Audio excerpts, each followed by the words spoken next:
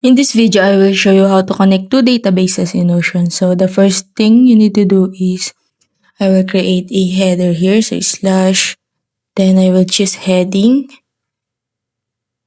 then I will type the title here, so first, and then I will type slash and then database, and then I choose this inline, and then after that I name this as an example here. So I will type example here, and then I will, in this you can add an elements here, and then I will add another databases here.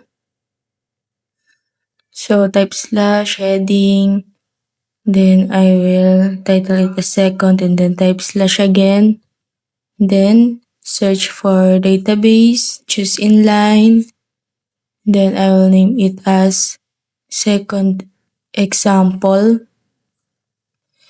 Then after that, click on plus sign, click on relation, then choose the second example, which is this, the second database, and click add relation, and that's it.